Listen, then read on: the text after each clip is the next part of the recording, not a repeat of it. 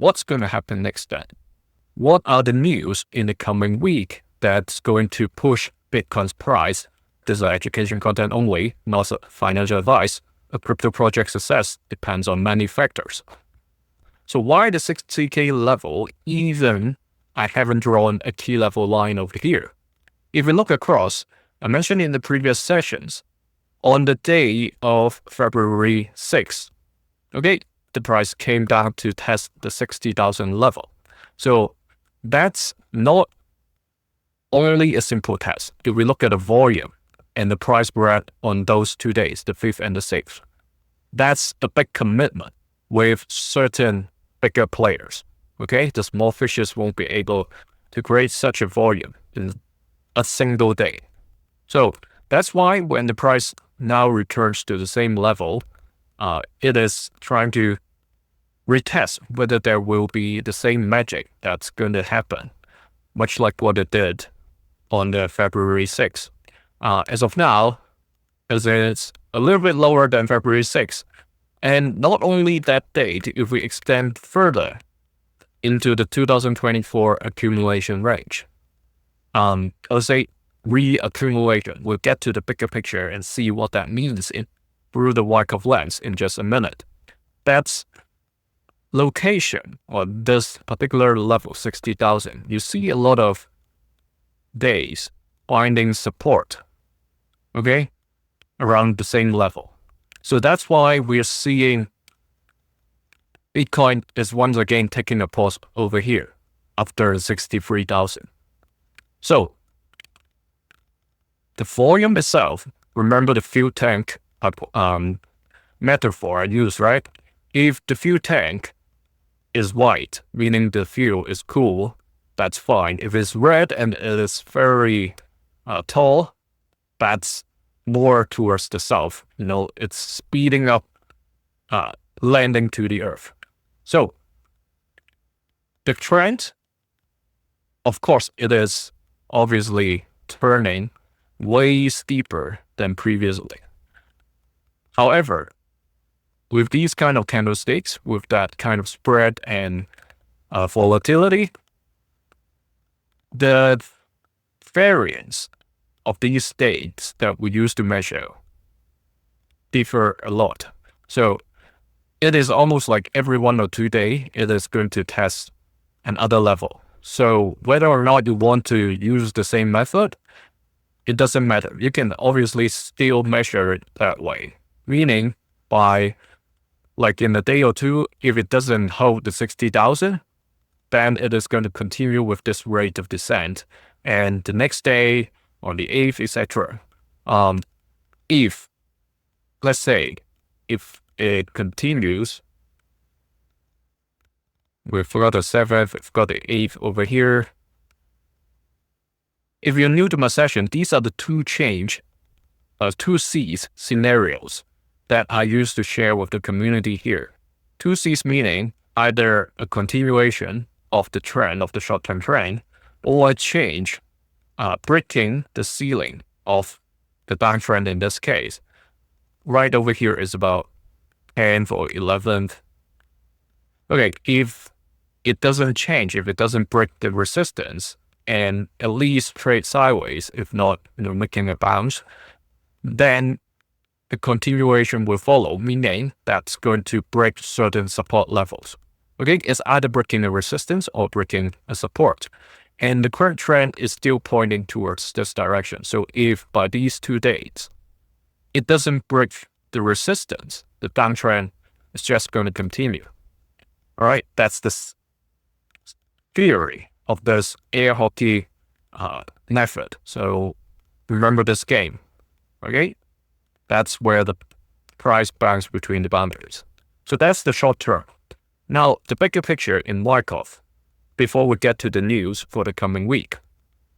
Here, we see, obviously, this has dropped outside of the, you can say the bear flag, or the mini rally, or the relief rally that I used to compare in the 2022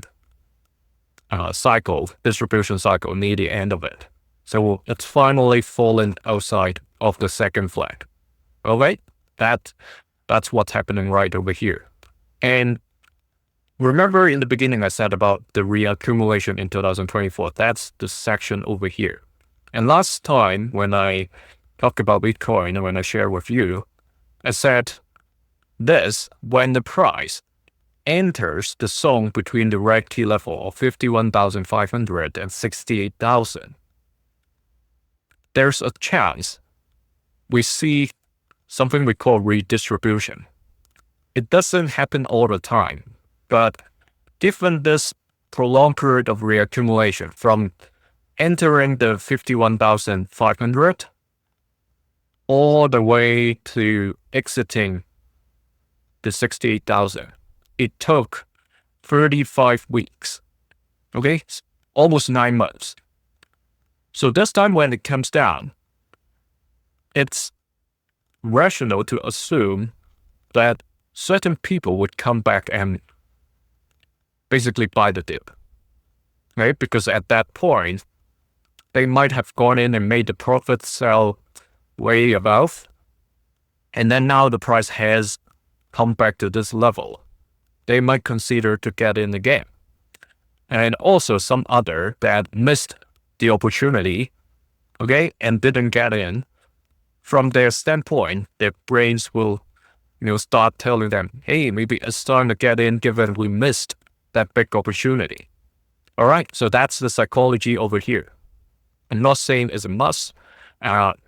It's because of those psychology. That's why we may see this kind of chopping sideways in this range, okay, between the red and the green line, 51,500 and 68,000.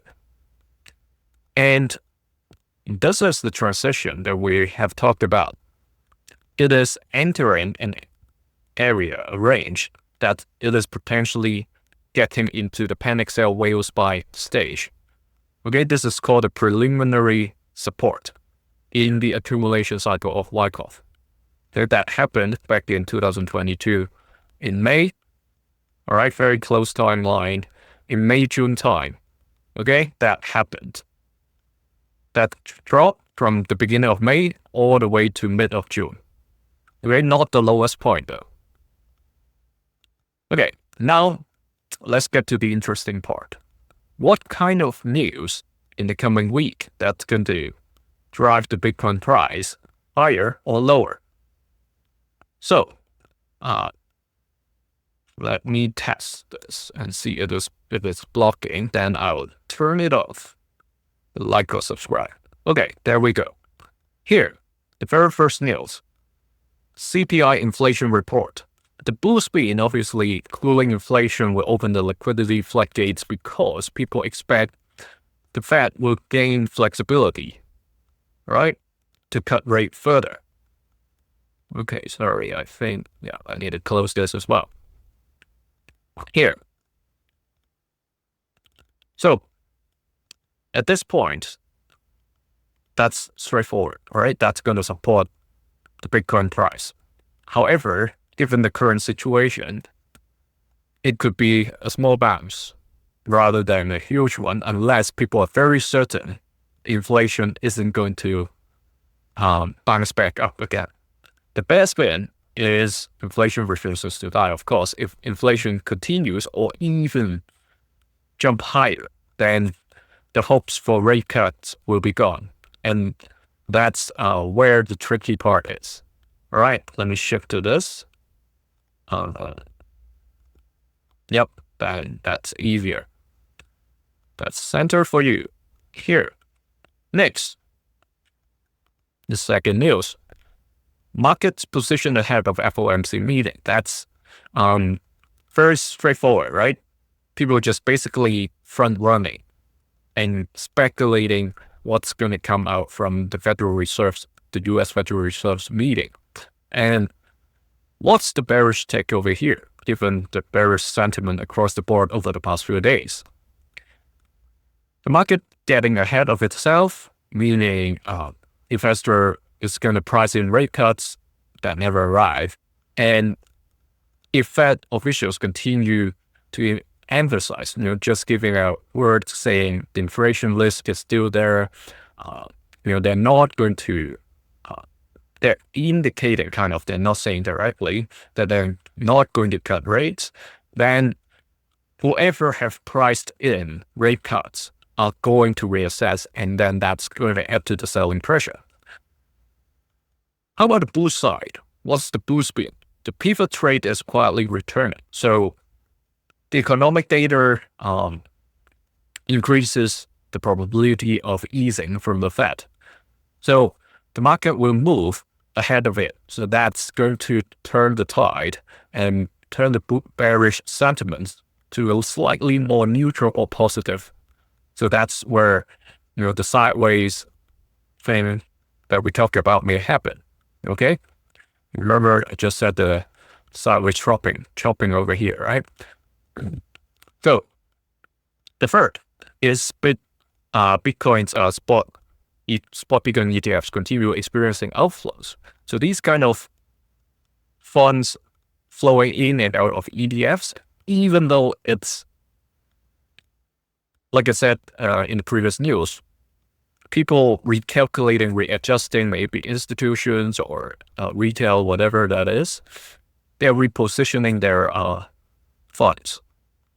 And that's going to trigger some people that's waiting for news or, just sitting on the fence thinking whether or not to sell, to turn a little bit negative. All right. And then that's the bearish side of things, that institutional demand is drying up. That's how the spin could happen. And then that's going to trigger some people, sitting on the fence going to sell, given they see, the news is saying institutions are reducing exposure. All right. How about the bullish side? Weekends are leaving. So the spin is that the temporary ETF outflows are simply reflecting the weaker hands are leaving and long-term holders are remaining in control. So any kind of stabilization or the price not dropping further will be taken as positive. Okay. Fourth, Treasury yield volatility, remains elevated. So if the bond yield continues to go up, right, that's going to trigger uncertainty and worry in the market. The bullish side, however, is that the people would take it as it's forcing the Fed to ease in the future, because that the rising yield is going to slow down economic activity. And that's also one mandate, right? The employment rate to the Fed. So the market would guess or speculate that the Fed would ease given the yield continue to rise. However, that's like a balance that they have to strike, right? We talk about inflation and we talk about the yield over here. They have to weigh which side is, causing more trouble. How about bearish take? High yields are Bitcoin's enemy. Investor can park their money towards Treasury products or assets to, take yield. If yield gets to a certain level, like 5, 6, 7%, then the institutions would say, or professional investors would say, why not? Why not get to, a less risky asset and get those yields instead of parking in Bitcoin, not knowing whether it is going to, go up even 5%, right? Here, dollar reacts to inflation and rates expectations. The positive to Bitcoin is that weaker dollar revives risk assets. So the weaker dollar is going to let people, put their money into things like Bitcoin. So it's kind of like thinking it would preserve their buying power. The bearish side, however, is that the strong economic data could push the US dollar higher, and it creates headwinds for Bitcoin, right? Because it's dollar denominated. If US dollar goes up, relatively Bitcoin's price may go a little bit lower in terms of US dollars. Okay, so that's a very straightforward interpretation. Initial jobless claims. What's the bearish stick over here? Cracks are becoming fractures. So you see on the news or on YouTube, people are talking about there are more jobs disappearing and more people getting laid off, and they worry about the economy is getting worse and recession may hit. On the positive side, they're taking it less seriously.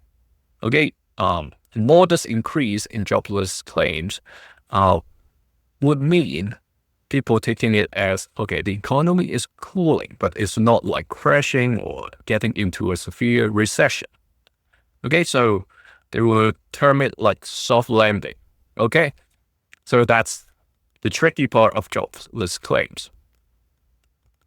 Now, consumer sentiment survey. Household confidence, spending expectations. Okay, consumers are still spending. Strong confidence suggests that economic activity remains strong, and healthy consumer demand has supported for corporate earnings and broader risk taking. So stock price isn't going to come down. Bitcoin might as well stay in sideways, at least if not going up in this situation, because people think the economy is fine. However, the other side is that consumers are losing confidence. So weaker sentiment is not going to bring people to risk on mode, right? And investors are going to just fear like recession may come and reduce exposure to Bitcoin or like other crypto assets. Now we come to geopolitical conflicts. Israel, Iran, US, Strait of Hormuz, bearish tick. That's what the market expects. But looking at different assets, it doesn't seem like it is creating the kind of effect that's been affecting the market in the past, like gold, silver, stock market, Bitcoin, crypto. So it should be risk off mode and people should be selling certain assets, but it's not across the board, right? The conflict, obviously, sometimes you hear there may be deals and then the news come out there are no deals, and that's going to create a lot of volatility. That's also support the possible case of this $17,000 range fluctuation. Now, the bullish side for Bitcoin, okay? Given the period this event has been happening, without the action of the past few days, it would have been a better situation for this spin, because people can say, hey, look at that, since end of Feb, when this thing started, Bitcoin hasn't really dropped that much, up till 4 days ago. All right, so whether or not this spin can stand, given what happened over the past 4 days, will depend on the coming period. So if the next 2 months, or even like 6 to 9 months, it is really bouncing between the red and the green, this kind of narrative would come up saying, okay, let's see how well Bitcoin has weathered this situation, that prolonged conflict situation. While in these 6 to 9 months, the stock market may start to react if Bitcoin is really front-running the stock market. Okay? Number 9, war headlines continue to influence risk sentiment. So besides the Middle East, we still have Russia, Ukraine. The thing is still going on, right? So if anything changes over there, if Europe, the European Union is going to make certain moves, or maybe new sanctions, battlefield developments, ceasefire negotiations, that can affect Bitcoin as well. Let's take a look at the downside.